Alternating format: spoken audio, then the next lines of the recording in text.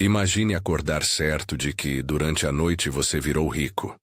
E horas depois, descobrir que tudo que tinha valorizado evaporou. Essa imagem é a essência de uma bolha. Alegria instantânea seguida por choque. Hoje eu vou explicar a bolha do Bitcoin de forma simples e também revelar o que quase ninguém te conta sobre como essas explosões acontecem no universo cripto. Não estou aqui para dizer se Bitcoin é o futuro ou um esquema. Estou aqui para explicar os mecanismos que transformam esperança em pânico e como o mesmo conjunto de forças que pode criar ganhos rápidos também pode virar um mecanismo de destruição.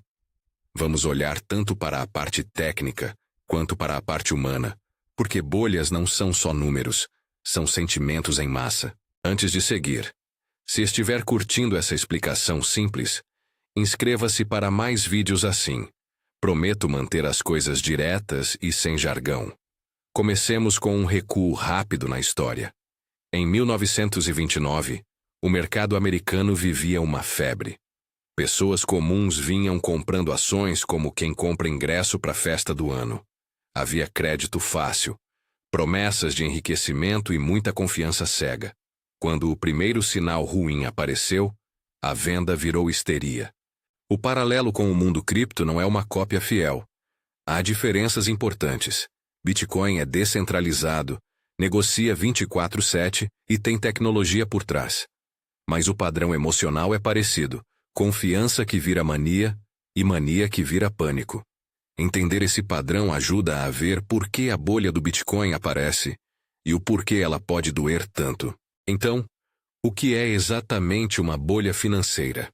Em termos simples, é quando o preço de um ativo sobe muito além do que seu uso atual ou expectativa fundamentada justificaria, alimentado por comportamento de manada e crédito fácil. No caso das criptomoedas, há um componente adicional: novidade tecnológica e narrativas poderosas, descentralização, dinheiro digital ou oportunidade única, que atraem capital até de quem tem pouca experiência. Agora vamos desmontar a bolha por partes, começando pelaquilo que é o motor de amplificação: alavancagem. Alavancagem é o ato de usar dinheiro emprestado para aumentar a exposição a um ativo. Se você tem $10 e pega emprestado 90 para comprar $100 em Bitcoin, você está usando 10x de alavancagem. Isso pode multiplicar ganhos, mas também perdas. Margem é o depósito inicial que você coloca para manter essa posição. Margin call, chamada de margem, é quando a contraparte exige mais dinheiro porque seu saldo caiu. Imagine que você comprou 100 HODLs com 10 HODLs de entrada. Se o preço cair 10%, o valor do ativo sobe ou baixa para 90 HODLs. E aí, com 10x de alavancagem, sua perda nessa conta elimina praticamente todo o seu capital. Acontece rápido. Em mercados alavancados, pequenas quedas viram liquidações em cadeia. No ecossistema cripto, isso se aplica de várias formas. Exchanges oferecem margin trading e contratos futuros com alavancagem alta. Protocolos DeFi permitem borrowing, empréstimos, com colaterais. Existem derivativos sintéticos que replicam posições com pouco capital inicial. Tudo isso aumenta o volume de posições expostas ao mesmo movimento de preço. E quando uma posição grande é liquidada, o preço cai mais, provocando outras liquidações. É um efeito dominó. Outro mecanismo que infla bolhas é o crédito fácil, ou o efeito alavanca via crédito. Fora das exchanges, empréstimos P2P, pools de liquidez que emprestam ativos, yield farming que parece mágico. Muitos desses produtos prometem retornos altos. APYs, Annual Percentage Yield, ou rendimento anualizado, que, traduzindo, são promessas de ganhos percentuais no ano. Quando algo promete 100% ao ano, a percepção de risco costuma ser subestimada. Bons retornos raramente vêm do nada. Eles vêm de risco. E quando esses produtos se sustentam com dinheiro de entrada contínuo, eles criam bolhas internas. O fluxo de novos investidores paga os rendimentos dos antigos até que o fluxo se inverte. Há também o papel específico de exchanges e serviços custodiais. Custódia significa quem detém as chaves privadas que permitem gastar os fundos. Se você mantém Bitcoin numa exchange e não tem a chave privada, você tecnicamente possui um crédito com a exchange, não o Bitcoin na sua carteira fria. Isso cria risco de contraparte. A exchange pode ter problemas, usar seus fundos para operações internas, ser hackeada ou simplesmente não ter liquidez para processar saques durante uma corrida por retiradas, run. Em crises passadas, vimos saques interrompidos, limites e colapsos de plataformas. O resultado foi perda de acesso aos fundos para muitas pessoas. É por isso que, quando falamos sobre custódia, estamos falando sobre segurança técnica e confiança institucional. Falando em confiança, stablecoins merecem uma pausa. Stablecoin é um token que busca manter valor estável relativo a uma moeda, geralmente o dólar. Existem stablecoins lastreadas por reservas reais, outras por algoritmos ou por colaterais cripto. Quando uma stablecoin perde confiança e se descola do dólar, DPEG, o mercado sofre. Um DPEG pode forçar liquidações onde stablecoins eram usadas como garantia, criando vendas em massa e mais queda de preço. Outra forma de contágio. Já no mundo DeFi, o risco técnico é um capítulo à parte. Protocolos são códigos. Bugs, exploits e falhas de oráculos. Oráculos são serviços que trazem preços do mundo real para contratos inteligentes. Podem criar perdas enormes. Imagine um contrato que paga empréstimos com base num preço trazido por um oráculo errado. Um único erro pode permitir que alguém retire todo o caixa do protocolo. Além disso, pools de liquidez podem ser ilíquidos. Todos os participantes pensam que, em caso de necessidade, poderão retirar seus ativos, até o momento em que muitos tentam ao mesmo tempo e descobrem que não há compradores suficientes. Isso é iliquidez, e é um componente fatal em muitas quebras. Vamos ilustrar a alavancagem com um exemplo numérico simples, porque números descomplicam o medo. Suponha que você quer comprar $100 em Bitcoin e só tem R$10. Você usa 10 reais de alavancagem. Se o preço sobe 10%, seus R$100 vira 110. Depois de pagar o empréstimo e taxas, seu capital inicial pode ter dobrado. Sensação ótima. Agora suponha que o preço caia 10%. Seu investimento de R$100 vira R$90. O empréstimo precisa ser coberto, e sua margem de R$10 desaparece. Em mercados com alta alavancagem, quedas aparentemente pequenas geram liquidações automáticas que pressionam ainda mais o preço, acelerando a queda. Enquanto isso, do lado social, o comportamento humano joga gasolina no fogo. FOMO, Fear of Missing Out, medo de ficar de fora, faz pessoas comprarem quando a narrativa é mais forte, não quando a lógica é clara. A confirmação social, ver amigos, barbeiros, influenciadores repetindo que está só subindo, cria pressão social para entrar. Isso não é exclusivo de cripto, mas o ambiente 24/7 e a gamificação de plataformas amplificam a sensação de urgência. A cena do barbeiro recomendando compre Bitcoin, usada como metáfora, revela como a informação não especializada se espalha e alimenta bolhas. Quando a conta chega, é o varejo que muitas vezes tem menos ferramentas e menos resiliência para absorver perdas. Agora, quais são os sinais claros de alerta antes da explosão?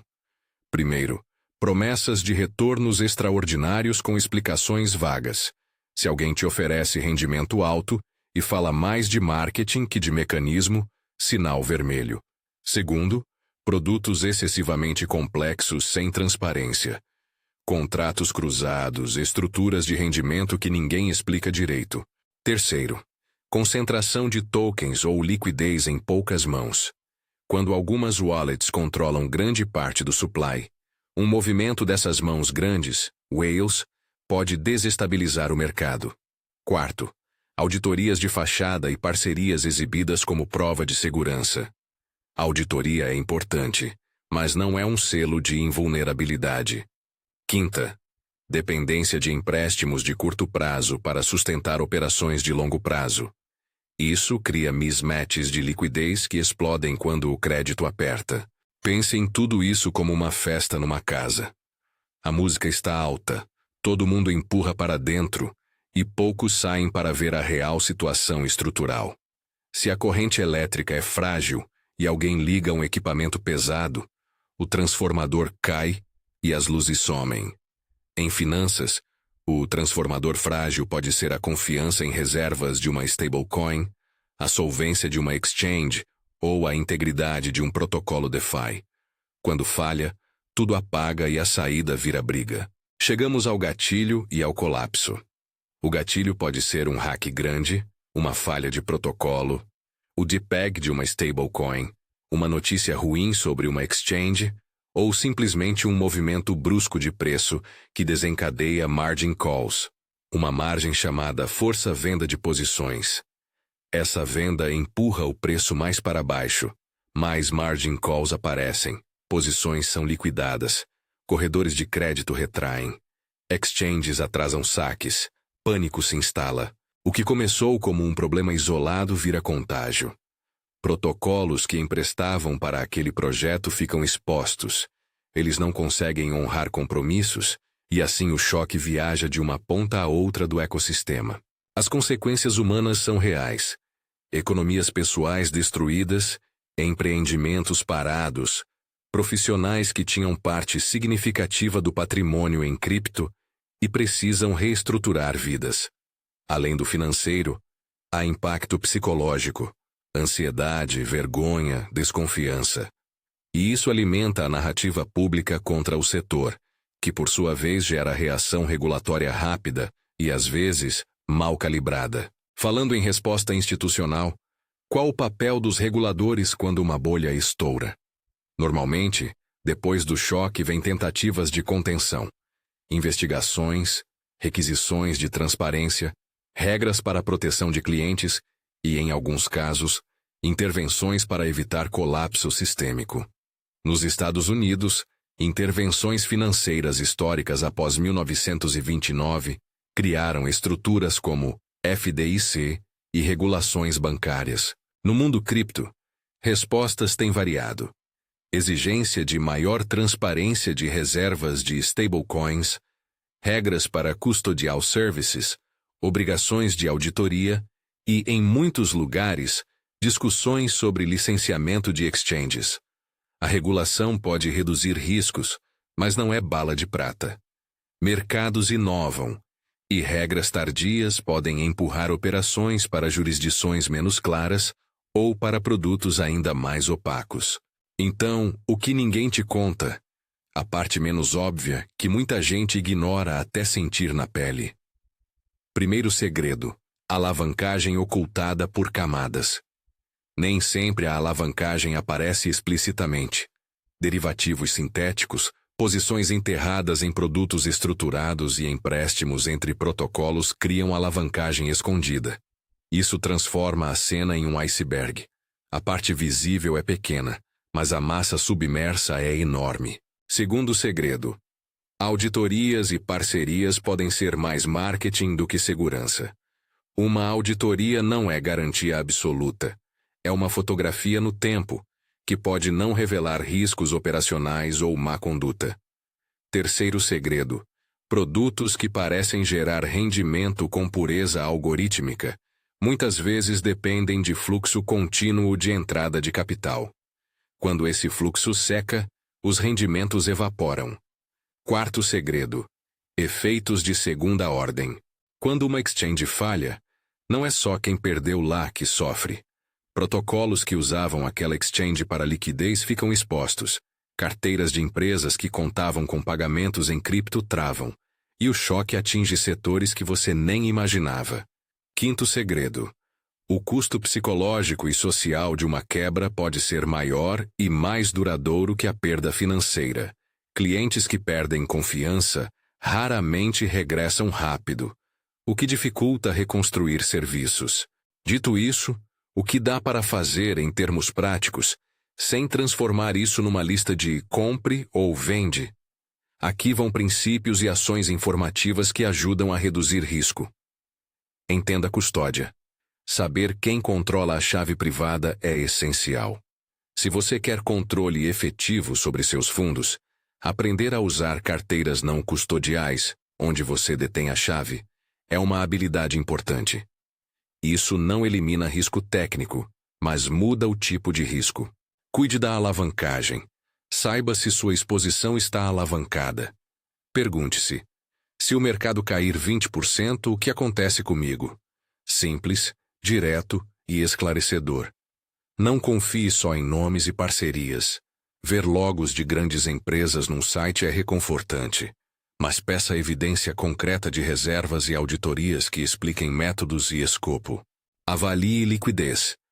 Um ativo pode ter valor num mercado calmo, mas se ninguém quiser comprar na hora que você precisa, esse valor vira ilusão.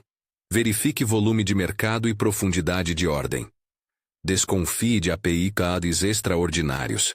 Rendimentos muito altos normalmente têm preço. Fragilidade de contraparte, estratégias complexas e risco de saída. Entenda de onde vem o rendimento. Diversifique e planeje cenários ruins. Não coloque todo o patrimônio em um único ativo ou serviço. Tenha um plano. Quanto você suporta perder sem comprometer sua vida? Essa é a pergunta que muda decisões. Proteja dados e credenciais. Hacks frequentemente começam por credenciais fracas e phishing. Segurança operacional é parte da proteção financeira. Aprenda a ler contratos e white papers com senso crítico. Entender o modelo econômico por trás de um token ajuda a diferenciar projeto com uso real de promessa vazia. Ao nível institucional, há medidas que tendem a aparecer depois de um crash. Exigência de transparência de reservas de stablecoins, regras sobre segregação de ativos de clientes em exchanges, requisitos de solvência para plataformas que oferecem empréstimos e limites para a alavancagem pública. Essas medidas diminuem determinados riscos, mas não os eliminam. Mercados sempre encontraram formas de criar novas alavancas e novos produtos. Um ponto final que ninguém gosta de ouvir, mas que é essencial. Bolhas são parte do sistema financeiro. Inovação e mania caminham juntas. Cripto trouxe tecnologia genuína e oportunidades reais, e também carregou elementos especulativos. O que separa quem sobrevive e quem se fere não é mágica, é preparação. Preparação que envolve conhecimento técnico mínimo, disciplina emocional e uma leitura crítica do ambiente financeiro. Resumindo em 7 takeaways práticos. 1. Entenda a custódia. Chave privada importa. 2. Conheça sua alavancagem. Saiba o impacto de um choque. 3. Questione retornos altos. Pergunte de onde vem o dinheiro. 4. Verifique liquidez antes de assumir risco. 5. Confie mais em mecanismos e menos em slogans. 6. Tenha um plano de contingência para perdas. 7. Invista tempo em aprender, não só dinheiro. E o segredo que ninguém te conta, a parte que acelera a tragédia, é a combinação letal de alavancagem, opacidade e FOMO. Alavancagem amplia movimentos. Opacidade esconde riscos e reservas fracas. FOMO enche o funil com capital despreparado. Juntos, formam um motor que transforma pequenos choques em colapsos sistêmicos. Esse motor existe em muitas formas no ecossistema cripto. Não é exclusivo de uma exchange ou de um protocolo. Reconhecê-lo é o primeiro passo para reduzir o dano. Eu não vou dizer que Bitcoin vai inevitavelmente subir ou desabar. Ninguém pode. Posso, no entanto, dizer que bolhas passam e deixam lições caras. Pode ser que o ecossistema saia mais maduro depois de cada choque. Pode ser que algoritmos e serviços novos criem riscos que ainda não imaginamos. O que você pode controlar é a sua postura. Aprender, pedir transparência, reduzir alavancagem e manter uma mentalidade de gestão de risco. Se você quer ir mais fundo, há um checklist prático que elaborei para identificar sinais de risco em serviços e produtos cripto. Riscos de custódia, alavancagem, liquidez, reservas de stablecoins e auditorias. Baixe esse checklist ou assista ao próximo vídeo onde eu explico passo a passo como avaliar custody e montar uma carteira segura para quem está começando. Aprender a ler o mercado te dá poder, não certeza. E em mercados voláteis isso já é bastante. Por fim, respeito à volatilidade é compatível com otimismo sobre tecnologia. Cripto tem potencial, mas também testes brutais pela frente. Se você entrar, entre sabendo os riscos. Se escolher ficar de fora, respeite quem participa. O importante é que ao dormir hoje, você saiba se acordou rico por sorte ou por aposta, e o que fará se a música parar no meio da festa.